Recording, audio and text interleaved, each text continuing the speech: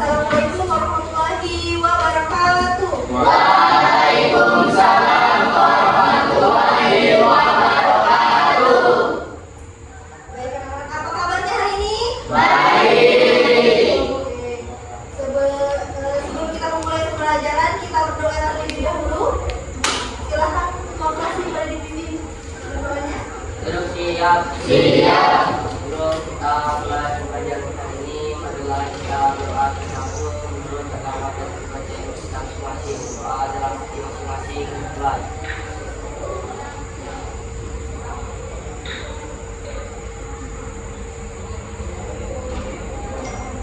Selesai. Siapa saja yang tidak hadir? Yakin Ningsi dan Hasan Ahmed Ali. Yakin ini keterangannya apa? Akan Angkat Kairo? sama apa? Buat saja ya. Iya. Tidak hadir. Baik, langsung kita mulai. Sebelum kita mulai pembelajaran kita, hari ini ada yang tahu tentang teks eksplanasi?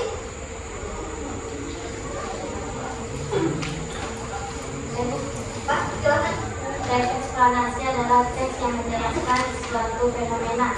Oke, betul sekali ya. Seperti yang dibilang oleh buku, teks eksplanasi adalah teks yang menjelaskan proses terjadinya suatu fenomena alam atau sosial secara logis.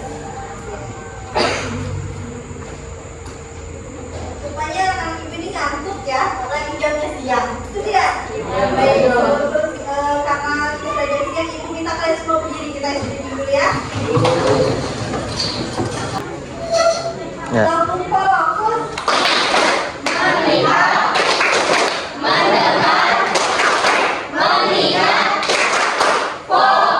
Oke, sekali lagi. Lampu fokus. Oke,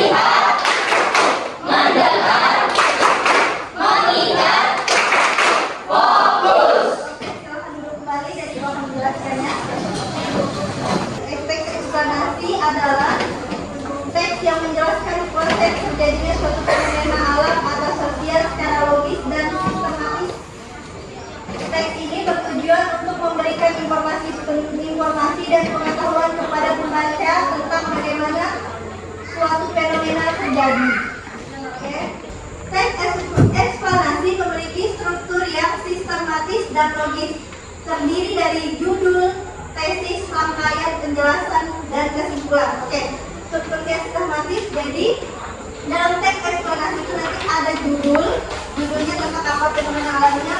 Kalau tesis, rangkaian, penjelasan itu nanti di awal kalimat itu ada namanya buka menjelaskan kenapa ini terjadi. Terus itu kesimpulannya, kalian bisa menjelaskan kesimpulan dari teks eksplanasi itu apa dari judul itu. Terus itu menggunakan kata-kata baku dan kalimat yang jelas.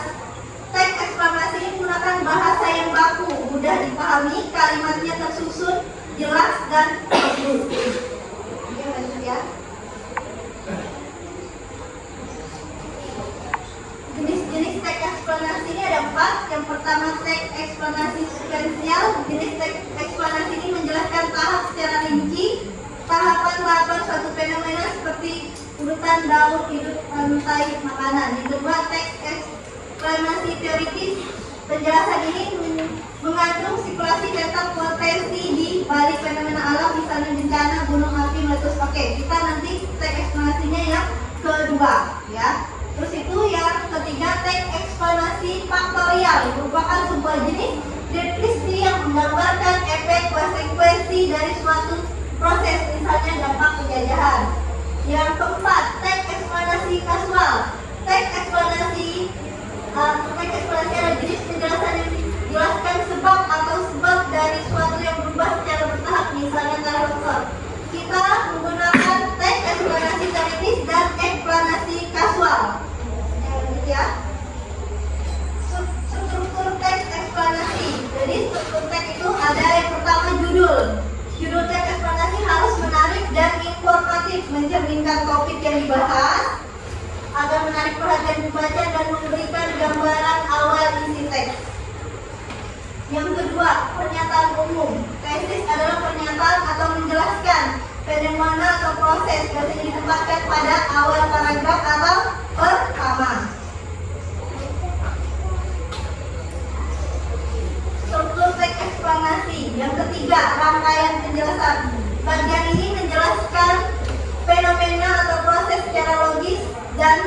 sistematis dengan data, fakta, dan contoh yang baku mudah dipahami. Yang keempat, kesimpulan ringkasan berfungsi untuk merefleksi dan penjelasan sebelumnya dan memberikan tambahan informasi terkait topik apa yang telah dibahas sebelumnya. Oke, ada kaidah kebahasaan. Kata-kata baku dan istilah penjelasan dan kata baku istilahnya meningkatkan akurasi dan pemahaman pembaca. Yang kedua, kata keterangan dan kata penghubung. Penjelasan menggunakan kata keterangan waktu dan tempat urutan kejadian sementara penghubung agar lebih logis. Dan kalimat definisi dan klasifikasi. Teks eksplanasi menjelaskan makna istilah. Sementara kalimat klasifikasi mengelompokkan fenomena berdasarkan kategori, konjungsi, kausalitas, dan kronologis. Penjelasan teks menggunakan konjungsi kualitas, kronologis untuk hubungan sebab, akibat, dan urutan waktu. Jadi nanti begitu kalian prestasi, ibu akan bagikan KPD-nya. Jadi kalian nanti tentang teks pengenalan ini nanti kalian akan jelaskan sebab akibatnya apa. Oke, sebelum kalian mulai presentasi, ibu akan menjelaskan terlebih dahulu. Kalian sudah mendapatkan teksnya masing-masing? Sudah, sudah mendapatkan masing-masing. Jadi di situ itu ada pernyataan umum, deretan jelas dan penutup. Satu kelompok mendapat dua. Ya, dua. Jadi kalian tuh masing-masingnya beda. Jadi nanti untuk lagi yang lain. Jadi kalian perhatikan begitu kelompok yang lain maju, kalian boleh menjawab atau memberi pertanyaan. Jika ada kalian masih kurang di pernyataan umumnya, di deretan penjelasnya, kurang. Sama di oke, bisa silakan.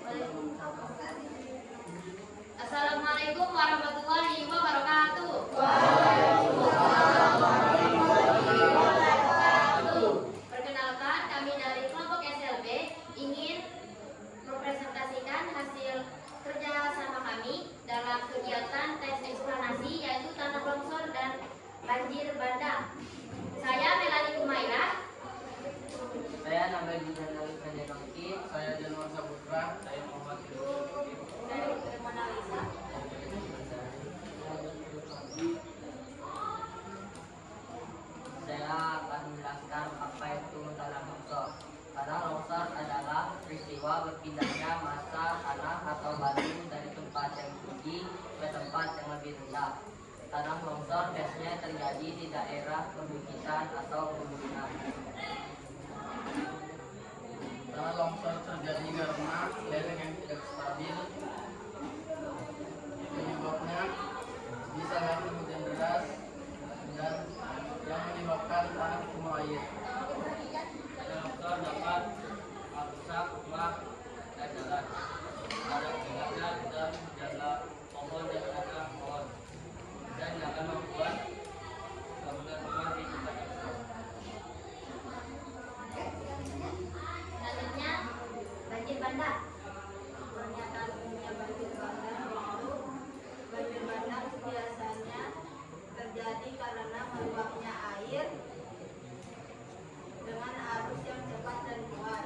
Banjir bandang juga biasa terjadi di pegunungan dan perbukitan karena adanya hujan yang dengan waktu yang lama. Jika hujan turun secara terus-menerus dan tanah tidak dapat menyerap air lagi, air tersebut akan mengalir dari dataran tinggi ke dataran rendah.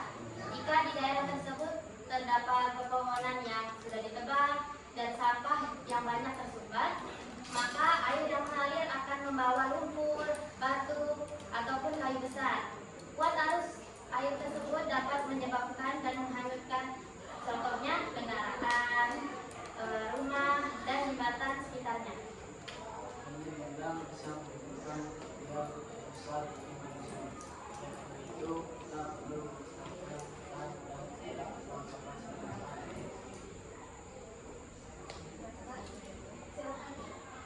Untuk kelompok lain, apa ada sanggahan atau ini atau ada tambahan yang mau kalian berikan ke kelompok SLB jawabannya, atau kalian sudah merasa cukup puas dengan jawabannya? Dari kelompok ATM, kelompok KBK, kelompok Nusantara, dipersilakan. Sudah, kalian sudah semua? Tidak ada pertanyaan?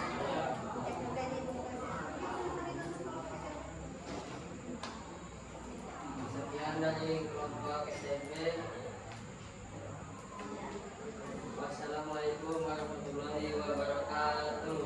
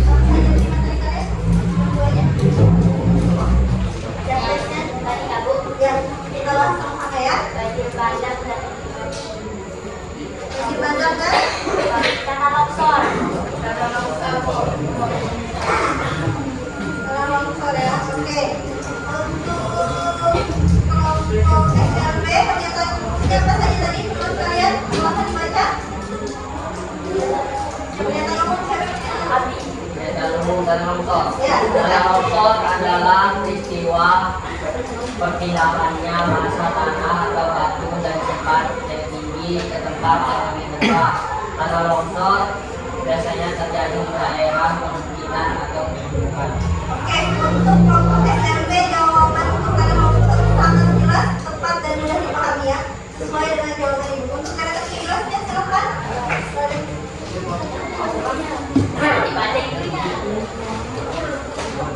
Silakan. Tanah longsor terjadi karena adanya lereng yang tidak stabil. Ya. Terjadi karena Adanya lereng yang tidak stabil. ya. Penyebabnya bisa karena hujan deras yang menyebabkan tanah jenuh air. Oke, ibu tambahkan ya. Oke, tanah longsor itu terjadi karena lereng menjadi tidak stabil. Yang kedua, penyebabnya hujan deras, penebangan hutan atau getaran gempa. Yang ketiga, tanah yang jenuh air mampu menahan beban sehingga meluncur ke bawah seperti yang tepatnya. Untuk deretan penutup, siapa tadi? Tanah longsor dapat merusak rumah, jalan, dan kadang juga tinggal tidak menebang pohon, tidak menebang pohon dan tidak membuat rumah di Oke, baik, kita tambahkan. Tanah longsor itu tidak longsor, kita harus menjaga hutan, berarti tidak ada terjadinya penebangan, pengurangan, menanam pohon dan tidak membangun rumah di lereng curam. Seperti itu ya. Baik, ini pertemuan kita ujian pertama. Kita akan bertemu lagi ujian yang kedua pada hari Sabtu tanggal 29 November.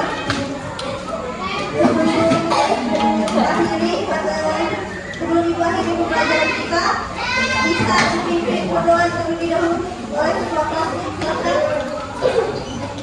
Siap. Untuk tambah masing-masing mereka berdoa dalam masing-masing tempat.